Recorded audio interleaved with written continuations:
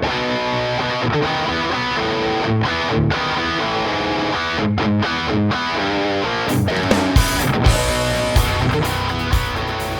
everybody, thanks for coming today. I'm going to turn this over to Nikon. This is Chris Ogonek from Nikon. He's one of their product trainers, I think? Technical trainer, Technical trainer. So he's got a great presentation here planned for you on the Nikon D810, and enjoy it.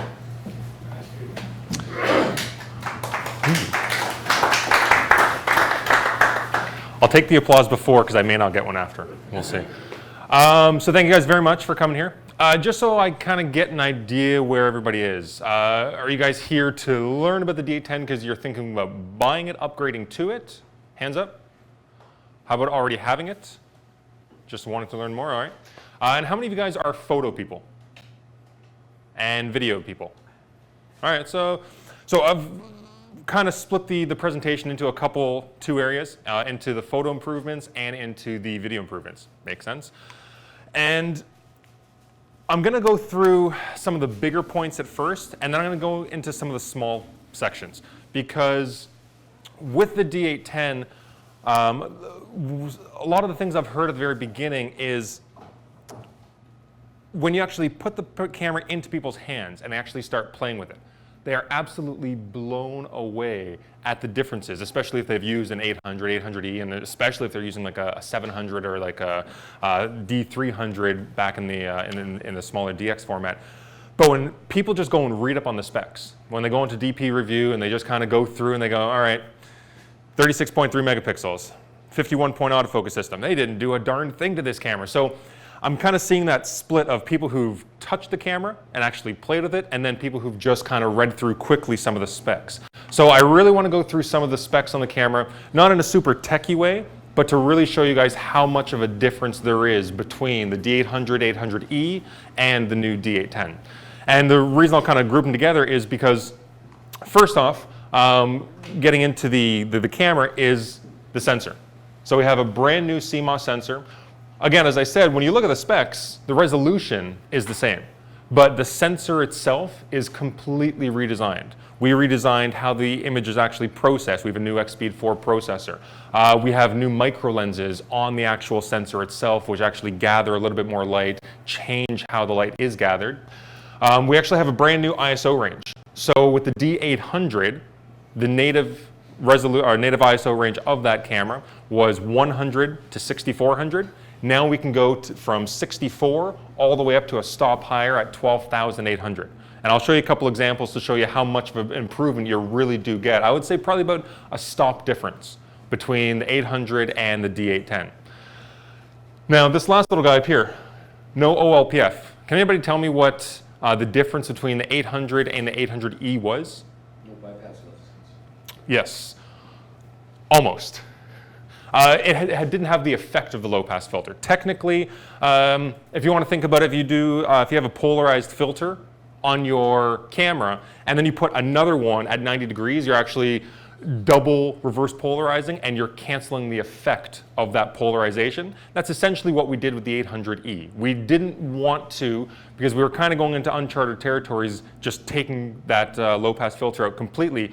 We still had it in, but we essentially used two filters to cancel the effect of it. Now, with the D810, we're replacing both the 800 and the 800E because we've gotten rid of that low-pass filter completely.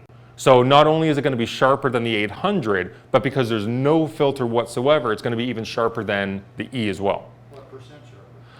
What percent sharper? That is a question that depends. Every question you guys ask me, and if you guys have any questions at any point about the camera, something that either I've gone too much into, I didn't go enough into, afterwards, if you guys want to know about lenses, I have the new 35, the new 58, anything you want to know, throw your hand on up, and that's a great question. And the answer is, it depends. And that's going to be my answer to most of your questions, because if you're only doing web-based shooting, are you really going to notice a difference? Even let's say go back to the 800 and 800E. Would you have noticed a difference if you were doing web-based shooting going up to the E? To be honest, probably not. I wouldn't really see the difference until I was doing maybe a 17 by 24 and higher. So what percent difference, it depends how you shoot, depends how you process your images, and it depends how large you're gonna go. If you're going to a 24 by 36 for a vast majority of your shots, if you're gonna be doing gallery type prints, you are gonna definitely notice a difference. What percentage? It's very difficult to say. Even just processing your images differently will change how much of a difference you'll see. You will see a difference, but how much is very kind of hard, direct answer to give. But I will kind of give you a couple examples here, and people at the back may not be able to see it. If you want to come up afterwards and get a better look, I'll be able to show that to you then as well.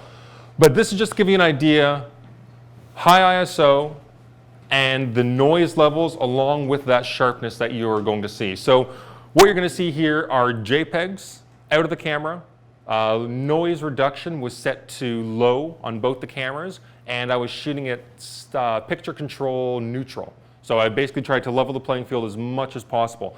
There is different processing with the D810, so that does factor in a little bit, but that kind of comes part and parcel with the camera itself. We have a better processor in it. It's going to deal with certain things a different way. So this is the shot. Now if we go zoom in at 100%, roughly 100%, this is a D810 at 6400 ISO. And the big area that I'll kind of want you to look at is up here. It's the easiest to see the noise that's going to pop up. And then if you want to also look at the texture of the actual camera body itself. So this is going from the D810 at 6400 to the D800E at 6400. So I'll kind of jump back again. So you notice there's pretty much no noise here whatsoever, and how sharp all this looks compared with, it just looks a little bit more muted. The camera is getting rid of a little bit more of the detail that should have been there to try and get rid of that noise, even though the noise reduction is set to low. And then just to kind of take it a step further, this is the D800E at 6400. Watch what happens when I show you the D810 at 12.8. So when we go from the E to the 810. So from, especially on my screen up here, the 810 is sharper, and there's very, very little noise. There's none of that green, purple splotching that you're going to actually get with the D800E, even at 12.8 with the D810. So just purely from a noise perspective, this is leaps and bounds above what we had with both the 800 and the 800E.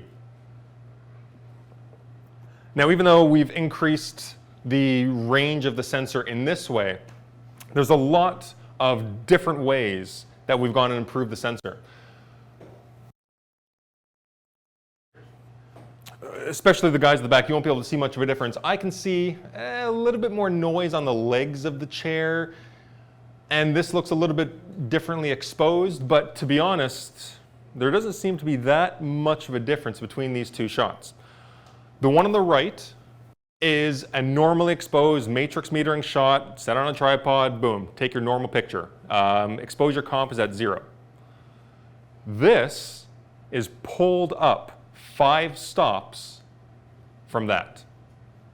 So yes, we've increased the range of the ISO capabilities of the camera, but to be able to pull a shot, the latitude that we're giving you with this camera, I'm not saying that you can bugger up any shot and mess it up completely and be able to save anything, but to be able to go from 5-stop difference to this in post-processing is pretty unbelievable. So it's not just the ability that we're giving you the shoot up to ISO 6400, ISO 3200, and be perfectly confident in the fact that you're going to have a really high quality image. It's the fact that you know that you can pull that image pretty much as you want. You can pull some of the highlights down. You're not going to have as much, you're not going to be able to pull the highlights down if you totally blow them out, but especially if you're dealing with shadow detail. This is something that Nikon's been known for years to be able to do, but with the D810 really takes it to another step. These are example shots from one of our Montreal reps, Stefan, and he'd heard that I had some training coming up in the next little while, and he sent these to me. And initially, he sent me these 2 pictures. And I'm like, all right, why am I going to show pictures of your backyard to people who don't know you? No one's going to care. And then he sent me that shot. And I went, whoa, okay, this makes it a little bit more worthwhile to show people your gazebo in your backyard. Are those JPEGs? They were raw. So it started out as raw and then converted to JPEG. Presumably you wouldn't have that same. Absolutely not. If you shot JPEG, you would not have the same latitude. You lose a fair chunk of it, and obviously that's why the vast majority of us probably shoot RAWs, because we know how much more range you do get from the sensor. But both of those did start out off as RAW. The one on the right not being touched at all, and then obviously this one was pulled into that. Yeah. Just a similar question you asked, but does your latitude increase in the JPEGs if you're not shooting RAW as well as? It does a little bit, but there's only so much data that you can really pull from an 8-bit JPEG. So you will see a greater dynamic range in the shots compared with other cameras, specifically, let's say the D800, D800E. So you'll see a greater dynamic range, but with your ability to post-process, not so much. All right, so that's the sensor side of things. Now let's talk about a little bit more of the speed overall. And initially, let's talk about autofocus. So the D800, 800E and the D4, so we're going back to the last generation of cameras between our flagship and our D800 series. They had the same 51-point autofocus system.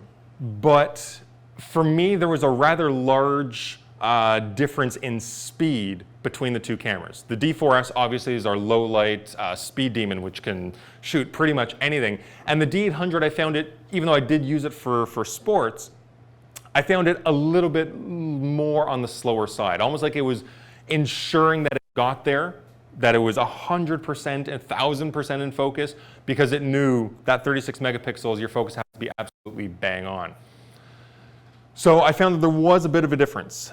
But now looking at the D4S, D810, that difference has been really, really kind of narrowed. So we increased the speed from the D4 to the D4S, making it even faster initially, especially initially when it locks onto the subject. But the D810 has almost been brought up to the D4S level. So that for me was the first thing I noticed when I picked up the camera and I started shooting with it, was how fast it initially locked on. And you actually mentioned the same thing, that she has used to have an 800E? Yeah, used to have an E, now has an 810. And she said the first thing that she noticed was the fact that that autofocus is much, much faster when you first turn on the camera and start shooting with it. So that for me is huge, getting it much closer to the 4S. And then we've taken pretty much all the advancements that we have in the 4S and brought that into this camera as well. So we have a new autofocus mode. We still have the single point. We still have all the dynamic points. We still have the 3D autofocus, which all have their different uses. But we also now have group autofocus. So whether you're in AFC or AFS, you can cycle through, going through the dynamics, going through the 3D, and now you have group.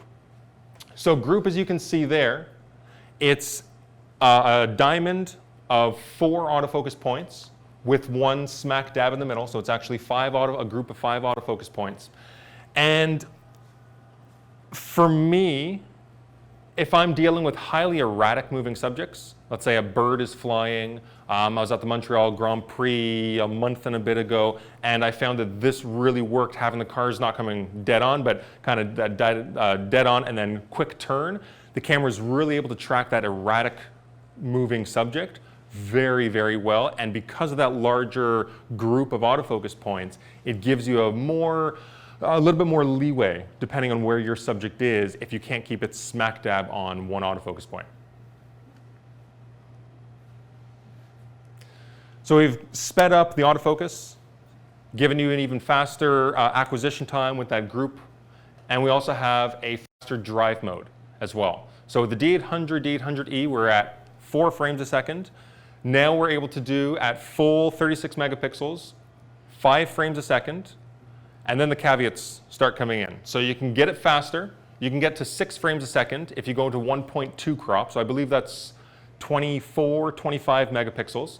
So you're at 6 frames a second in the 1.2 crop mode. And then if you go to the DX crop mode and you're using the battery grip and you're using a battery other than the ENEL15, then you're able to get it up to 7 frames a second. Few little minor things in there to keep in mind, but you can shoot 5, 6, or 7. And one really nice thing is that with the new X-Speed 4 processor, we've more than doubled the buffer of what the camera can actually shoot. So with the D800E at 14-bit RAW, which for some people is a little bit overkill, 12-bit is more than enough for most of the time, but at 14-bit you could shoot 21 shots before that buffer filled up. The D810 can now at 14-bit, full frame, 5 frames a second, shoot 47 shots before that buffer starts to slow down a little bit. So it really does become more of the camera that people wanted in terms of the sports action.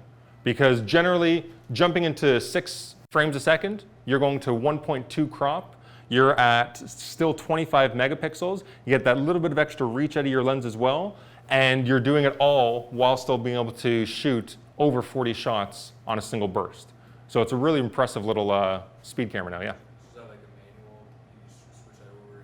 Yep, so if you want to come up afterwards, but basically it's in the camera, well, you can natively out of the camera, out of the box, you have to set it up through the menu. I actually have my function button set up to change the different crop modes. So I have just one flick of a button, I go to 1.2 to 1.5, and then as soon as I'm on my continuous high, it'll automatically change from 5 to 6 to 7 as I go through the different crop modes.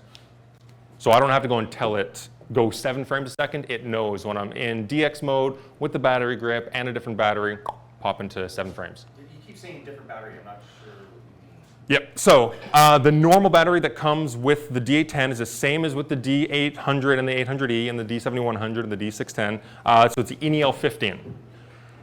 The battery grip itself can hold 3 different types of batteries. It can hold the ENEL 15, which most people use. It can also hold AA's. I believe it's 6, I believe it's 8. 8 AA's. I think it's... On the 800, it's 4, and I'm pretty sure. One of those minor little things that I'll run out here and grab one. But whatever it is, it can take AA's. Yeah. And then it can also take the D4, D4S battery, so the ENEL 18. So it can go and, if you happen to have a D4S, you can go and buy separately or use this battery, pop it into the actual battery grip, and then that will enable you to get the higher speed. I need a charger. Yes, so yeah, absolutely. So if you're gonna go the route of, let's say, buying, if you say, oh, if I buy this battery, I'm gonna get 3,000 shots per charge. Holy crap, I'm gonna go and do that. But you have to keep in mind, you have to buy the battery itself, then you have to also buy this little piece, the BL5, so it's the door for the battery grip, and then you also have to go and buy the charger for this as well. So it's not just as simple as buying a $120 battery, it's $120 battery, $30 door, get the charger, so there's a little bit more to it, but like I said, you're getting over 3,000 shots with this little puppy, so it's sometimes worth it depending on how much traveling you're doing and if you actually need it. Sorry, just a quick follow-up. Yeah. So the battery grip that goes with the 800 would not be transferable, or it is? You're ruining my presentation, sir, but it's the same grip from the 800 and 800E, same grip as a D810. So that's a yes? Yes. Yes, sir. I was getting my...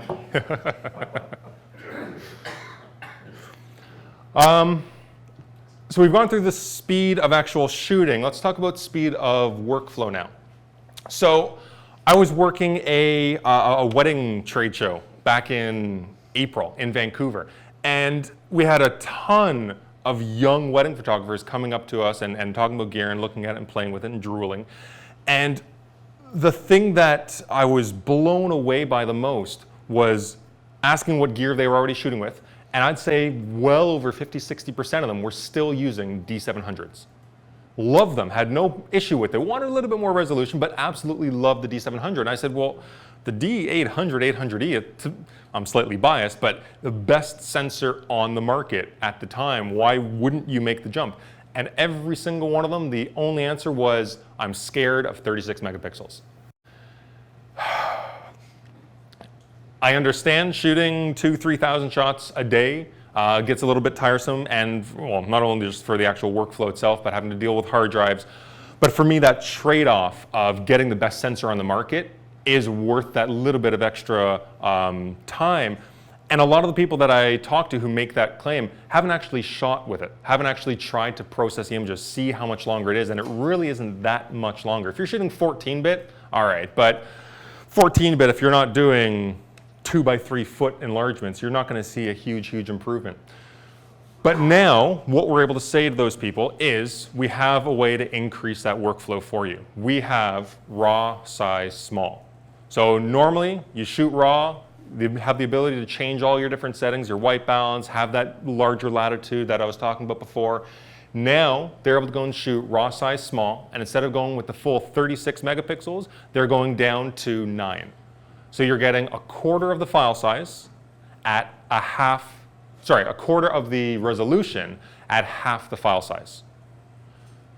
So if somebody's a wedding photographer and they're doing those 2,000-3,000 shots a day at a wedding, but they don't need 36 megapixels, they're more than happy with 9, 10, 11, 12 for 80% of the wedding. Well, now you can go and shoot raw size small, have that ability to shoot those smaller file sizes, and then when the really important bits pop in, jump into raw size normal, the large, and shoot your full 36 megapixel and be able to blow up to the size of a wall if they want. Cool? Am I going to use it? Every once in a while if I'm on vacation somewhere and I'm getting low on memory cards, maybe. This isn't for everybody, but it's a very nice addition to the camera to make sure that everybody's happy.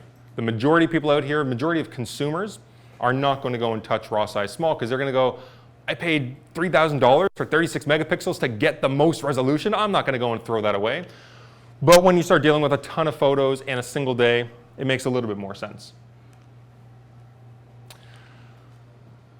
So we have a brand new metering mode in the D810. It's called highlight weighted metering. And essentially what it is it's going to, are people familiar with expose to the right? You essentially expose to the right, make sure you're not clipping any of the highlights, and then because of that amazing latitude that Nikon has had before, and now it's even better, you're able to pull up the brightness of the shot, pulling up those shadows, and getting a fully exposed shot, not clipping the highlights, and having everything work perfectly for you. Highlight weighted meter does that for you automatically in the camera. So some people say, well, you have spot metering. I can just go and spot meter on the brightest area and then recompose my shot and I'm good to go. You absolutely can, but you're linked to an autofocus point that way. You're going to have to start worrying about logging your exposure. It's a couple extra different steps that if you were to use highlight weighted metering, you're able to go from this, which is obviously blown out, and you can try and save it, but even with the amazing D10 files, you might not be able to just because some of that data looks completely blown out. With the highlight weighted, it's specifically going to look, and it doesn't matter where it is in the frame. It can be in the top corner, it can be right smack dab in the middle. You could be focusing here, but this could be the highlight area. The camera's going to look just to that highlight area. So it's essentially matrix metering, where it's looking at the entire viewfinder screen that it has access to, but it's only looking at the highlight detail. I showed this example to Jim yesterday, our senior sales rep, and he lost his mind. He's like, I'm never going to shoot in any other mode ever again. This is all I'm ever going to shoot in because I'm going to make sure that every single shot is going to be perfect. I go and throw it on highlight weighted metering. I use active delighting to help bump those shadows up as it is, and that camera is going to give me an almost perfect file out of the camera. If I need to tweak it that little bit extra to bring up those shadows a little bit more, I'm done. That's it. So this for me is one of those things that a lot of people may not realize the potential of what the camera can do, but it's pretty cool what it's doing all in camera completely automatically without you having to even think about it anymore. This used to be stuff that you had to do calculations, figure it out, test shots. Now, boom, you're done.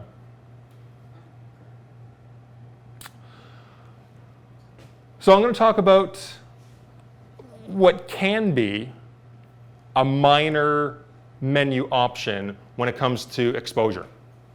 So with the D4, we first introduced D4, I think it was a D4. We first introduced the ability to detect faces through the viewfinder. So we're all used to, with our smartphones, with our compact cameras, being able to do face detection and see the little box move around on somebody's face as you're going to go and take the picture with your smartphone. That's generally easy to do because of the software, but what no manufacturer has done until the D4, then the D800, now the D810 and the D4S, has been able to actually expose for somebody's face as it knows as a person when you're actually shooting through the viewfinder. So the metering system in the D810 and the D4S is so unbelievably advanced. It's actually breaking up every single shot that you take into 91,000 small little zones. Now, most of our cameras are very advanced. Our D7100 breaks it up into 2016 zones, which is still a lot more than the competition, but 91,000 actually enables it that if I'm taking a shot of you, the camera knows in its brain that you are the subject and that you not only are the subject, but you're a person. So I want the exposure to be more biased on you. So the darker background back there that would, or let's say the lighter background back there, wouldn't make a difference in the exposure because it's looking at her face. As a general rule, that is a very, very, very good thing because it's going to be exposing for what we want. Great. There's a few times and a few specific applications that this may not be perfect. So face detection on. Usually this white background over here would completely bugger up the exposure and you wouldn't actually be exposed for the person, which is what happens when the subject moves 90 degrees and the camera no longer sees that it's a person. So then it's going to expose like it wants to because of the circuitry we've given it to expose for the highlight detail. All right, good. Now, as a general person out there shooting, we're happy with this. But what happens if we're an event shooter? What happens if we're doing weddings? And I'm doing people pictures all night long. But every single person in my picture isn't standing there perfectly straight at me, looking at me. I'm being a little bit more sneaky. I'm getting around shots. I don't want people knowing that I'm taking pictures of them. So if I'm getting a couple group shots of people just kind of mingling in a crowd, they may not be turned absolutely perfectly towards the camera. And what may happen is when you're doing your post-processing, you're looking at all these shots and you're seeing this kind of weird fluctuation which you don't know what's going on. The fluctuation is because the camera doesn't know that that's a person, and it does when they're bang on. So you're going to see what could be a fluctuation in exposure. Well, now you have the ability to go and turn face detection on, which is what it's set to in the camera, or you can turn face detection off and then make sure that no matter where the subject is looking, it's going to be a nice stable exposure. For me, I'd say 90% of people out there keep it on, know the camera's doing it, and be in love with the fact that this technology is working for you. If you notice anything that you don't like, or you just want to try it and see what the difference is yourself, that's why I wanted to let you know that it was there in the menu. It's not a major thing that everybody's going to want to go and do, but I really wanted to highlight how really advanced these cameras are and what they're able to do for something that we don't really think about. We don't think about the steps that go in between you pressing that shutter down and the camera being activated to take that picture. But there's a lot going on behind the scenes and a lot of tech behind there that we really don't worry about the majority of the time. All right, so a couple other minor improvements on the actual camera itself. So we're talking about a brand new screen. So it's the same size, it's the same 3.2-inch screen. But now we're not just going the RGB LCD screen we're used to. We're also adding a white pixel in there as well. So for every red, green, and blue pixel on that LCD, we're also including a white. And what that does is when you go outside, that extra little bit of brightness is going to ensure that even in the brightest sunlight, your screen isn't going to be washed out when you're out in that those bright situations. We've also increased the resolution up to 1.2 K-dot resolution, giving a nice little crisper look. One thing you'll actually notice as well is brighter viewfinder. So if you go same lens or same at least max aperture on both cameras, the D800 and the D810, and you go one to the other, you'll actually notice that the D810 is visibly brighter, and that's because we have newer coatings on that prism that just make especially when you're shooting in low light, that much easier, especially if you're going to try and manually focus any of those shots. We also have a new display.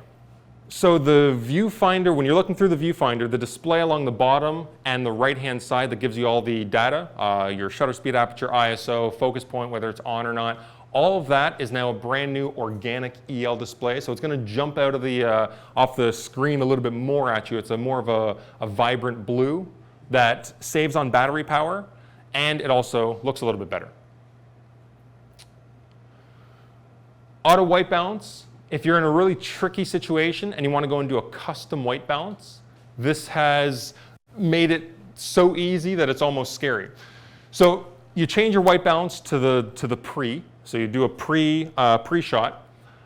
You move the little finder anywhere you want, almost like a color picker, anywhere you want that you want it to base the white balance off of, and then you press and hold the little key. Press and hold that for 3 seconds. It'll automatically take the reading right off of wherever you place that picker, and that's your white balance. So before, where we had to go and take a shot, make sure, no. Live view, press and hold the button for 3 seconds, and you're good to go. So it's really, really easy.